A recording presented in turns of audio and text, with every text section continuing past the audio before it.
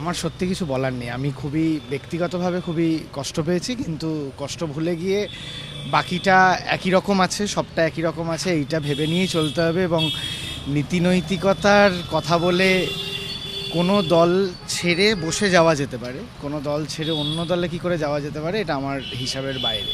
এটা আমার কাছে তখনও আমরা দেখেছি যে রফিকুর রহমানের পক্ষে আপনি জোরালো কণ্ঠে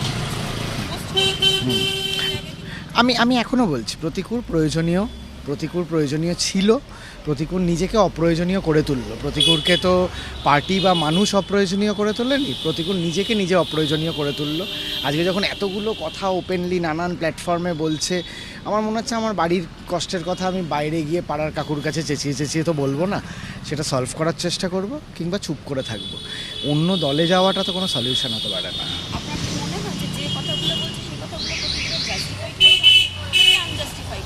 এইটা তো আমি একদম পার্টির বাইরের একজন লোক, সমর্থক মাত্র, আমি বলতে পারবো না জাস্টিফাইড না আনজাস্টিফাইড। কিন্তু এই পার্টিতে থেকে বাইরে এই 10টা কথা বলা তো আনজাস্টিফাইড বটেই। মানে তোমাকে একটা বেসিক দায়িত্ব পালন তো করতে হবে। তুমি এইবার কি করবে? এবার যদি তুমি অন্য দলে যাও, সেখানে যদি এরকম একনায়কতন্ত্র দেখো, সেখানে তুমি কাকে বলতে যাবে? সেখানে বলতে গিয়ে কি তুমি সাপোর্ট পাবে? মনে তো হয় না। মানে মন ভাঙলো না মন ভুগলো, কোনটা হলো? আমার মন ভাঙলো, খুবই ভাঙলো। আমি ওকে খুবই বন্ধু ভাই হিসেবে খুবই স্নেহ করতাম, খুবই ভালোবাসতাম।